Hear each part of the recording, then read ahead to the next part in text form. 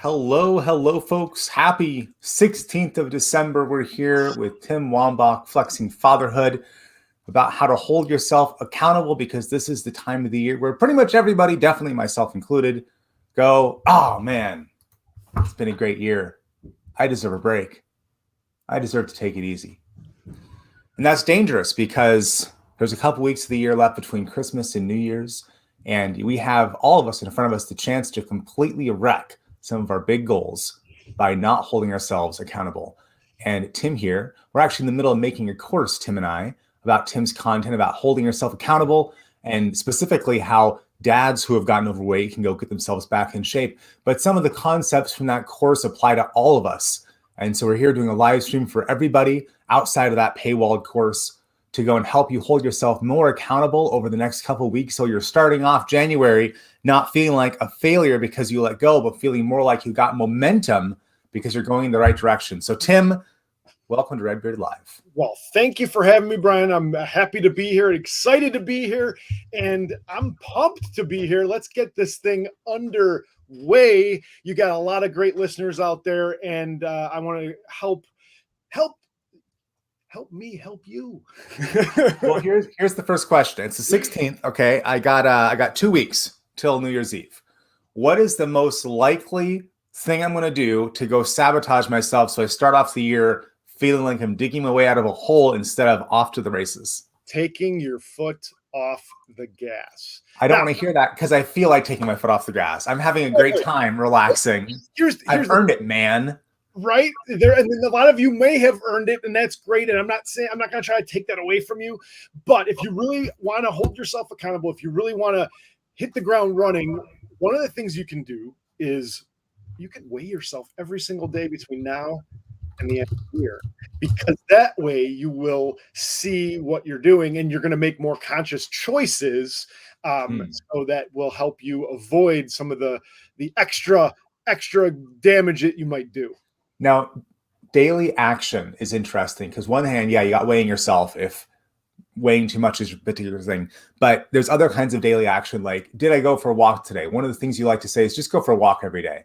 Yeah. And so I think, okay, yeah, did I go for a walk today? Just write down on a sheet of paper, did I exercise more than 0? Did I avoid doing the thing I said I wouldn't do? If my goal is to not have more than 1 drink a day over the next 2 weeks, did I avoid, or even each drink you have that day, just make a note on a sheet of paper, some kind of specific action. I want to hear though, Tim, for you, what are you doing to keep your foot on the gas and avoid the trap over the next 2 weeks? So I am actually towards the end of a 3-day fast.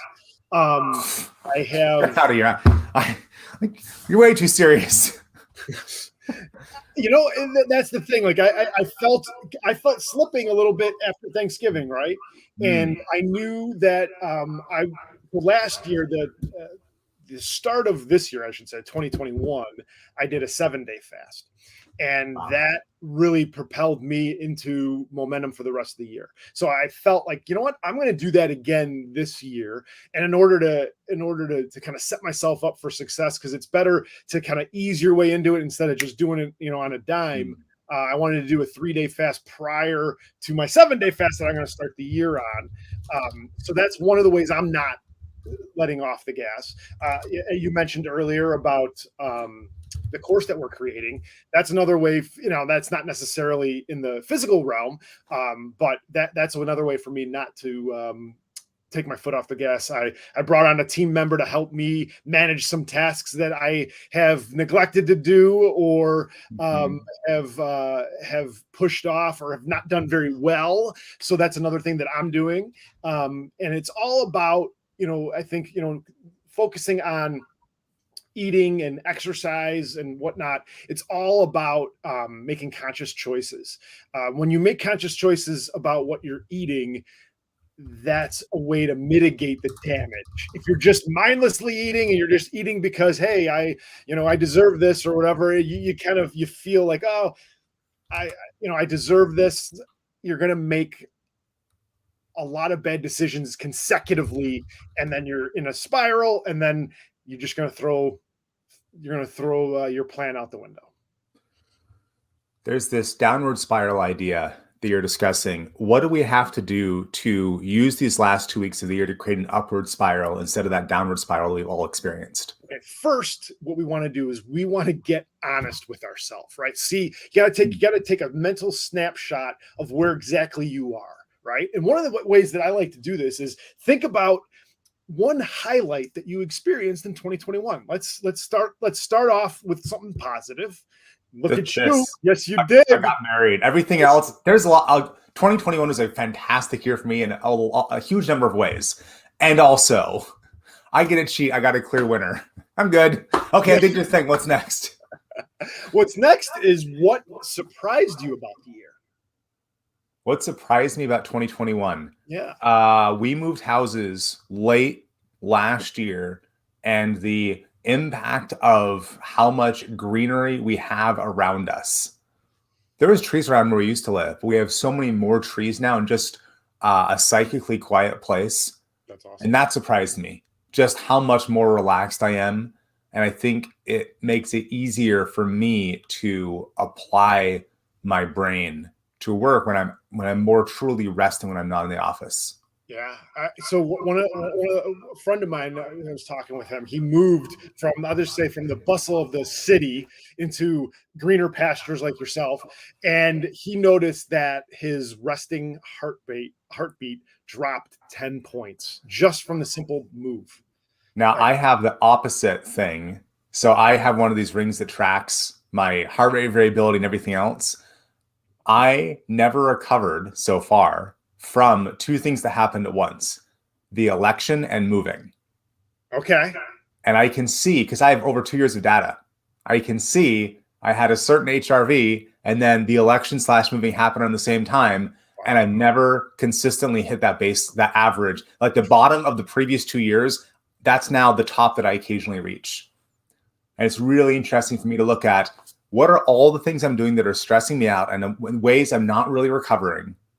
Because if I could go master that and get my HRV back up, which for folks who don't know, heart rate variability, the higher it is, the better. It means your body's more relaxed. You're probably healthier. You have more energy to bring to everything you do, including work. So for me, getting my HRV up might be the most important thing I do in 2022. If I could end 2022 with my HRV back to where it was in 2020, which that might be a weird thing to say, but I have the data to say I was in a certain range there. If I could get back to there, that might be way more important than any other individual metric. All right. Well, that leads us into the next question. What might you have to let go of to make room for something new? I don't want to hear that. So part of it for me is it's really the things I do after dinner, because the things I do after dinner impact how early I wake up and whether or not I work out. The trite whole if you do your workout before everyone else gets up in the morning and you go to work, then you have a lot of control over whether you do it or not. If you I will later, when I'll go for a walk when it's daylight out. I have the best excuses. But whether I want to get up early or stay in bed as late as I can has a lot to do with what did I do after 6 p.m., let's say. How much tech was I on? What did I eat? What did I drink? What information did I put in my head? If I'm staying on Twitter till 9 p.m. or God help me, 10, the chances that I'll feel like getting up and getting after it, unlikely. So probably to get my HRV up, this is not comfortable, Tim. You're supposed to fix everyone else's problems, not mine. Probably it is after 6 p.m. and evaluating carefully my choices then. That's well, because the thing is really, how you end your day and how you start your day are really important bookends, right? So you're talking about like you're on Twitter or you're doing all this other stuff late in the day, and then that's your last thing you do. That could set you up negative way for waking up and getting good sleep and all that. And then when you wake up, I implore everyone, the first thing you want to do when you wake up is not look at your phone. Please do not look at your phone when you first wake up. I would suggest instead of doing that, go into the kitchen, get a nice glass of water, and start your day off with some hydration. This is for everybody. This could be a prescription for everybody. I think it's much needed to do that to start your day. So you're starting your day off in momentum, in a positive action. And really, I try not to look at my phone for at least the first hour of the day. And when I say look at my phone, I'm talking about actual apps or social media or whatever. Like I'll use certain things like, to get my day started. But I go one step farther. My phone's off. It's not in my bedroom. I don't turn my phone on until I'm in the office, typically. Because otherwise the chances, if I give myself an environment in which I can distract myself from my morning routine, I will distract myself from my morning routine. Maybe not 9 times out of 10, but at least 50-50. And then my whole day, the chances of a maximally productive day where I've done great rest, great movement, great work, great everything, great husband, the chances go down if I allow myself to be distracted. Because one of the things that I noticed in both 2020 and 2021 was when I looked at my phone the first thing in the morning, I didn't have a productive day. Almost every single time. Well, it's sort of like donuts, right? If you could theoretically start your day eating a dozen donuts and then have a good day. It could happen, but what are the chances? Yeah. And, unless those donuts are going to save your life, maybe you should start off with 0 donuts. I'll tell you what, I was at the grocery store yesterday getting some more breakfast meats because we're running low on breakfast meats. And I normally go to my butcher, but they're ways away and I just want to get a few things. There's almost no food in the store. That was not sugar. Yeah. There was zero sausages, 0 bacon. There was not sugar. Exactly. And I thought, if anyone walked around this grocery store, and it was a standard, normal grocery store, nothing fancy here. If anybody walked through here and just chose 3 things off of every aisle, including where all the real food is on the outside, they would get fat. Their energy would plummet. I would, if I did that for a month, I would be a husk of my current self. And it was just like, wow, but if you're just eating here, as all these other people in here, this is probably their normal thing. Wow. And so I think about breakfast and I think about, and our conversation here is about accountability. Right. It's about, well, what's your breakfast now? And you're saying, get up and drink water first. Don't hop on your phone, which is one kind of junk food. Yep. But also with the guys you work with, what are you seeing about the breakfast decisions that are holding people back?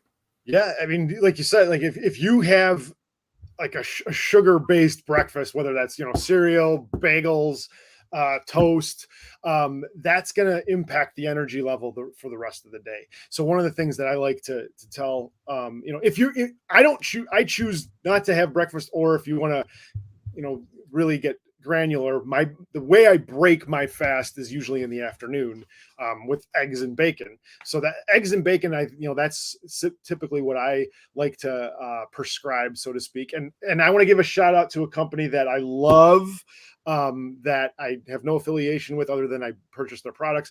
Peterson's Farms. I'm not even sure where they're located, but they have sugar-free bacon, and it's awesome. Now I got to go look up where Peterson's Farms is. Yeah, I'm not sure where it is.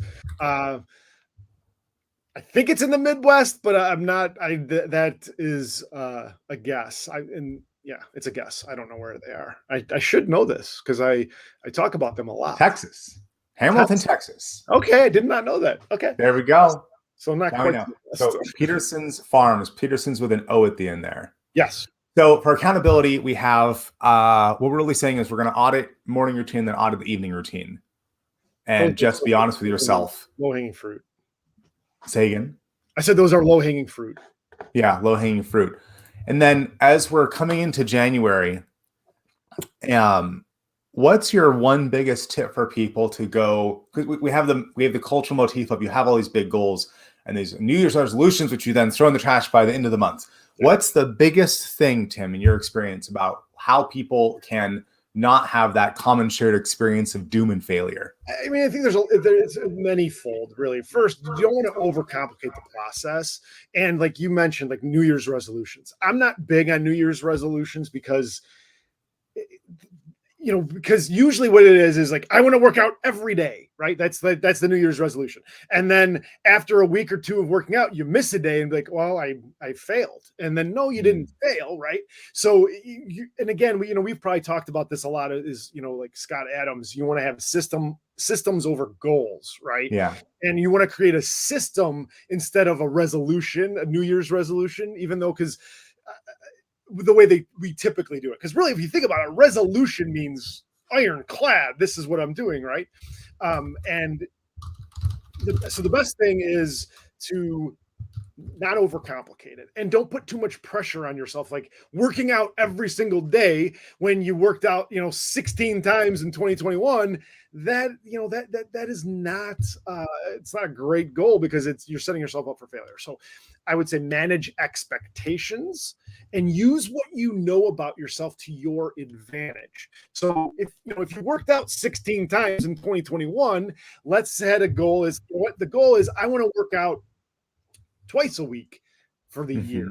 And then you hit that number of twice a week for the year. And if you do that, that's 104 times. That's what, 6 times what you did the year before. So set yourself up for success, manage expectations, and don't put too much pressure on yourself, and play the long game. Because when we're talking about losing weight and losing significant amount of weight, you want to play the long game, because there's going to be a lot of peaks and valleys, and you got to stay motivated, stay on your path, even though you may veer off the path every once in a while. Occasionally you got to veer right back up.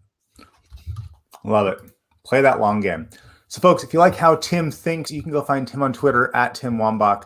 And then if you want to go talk more with Tim about having an accountability coach to hold your feet to the fire, it's going to be flexingfatherhood.com. Tim, thanks for being on Redbeard Live. Thank you, Brian. I think you're awesome, and I love what you're putting out in the world, and do more of it. 2022 is going to be the best year yet, folks. Yes, it is. Take care.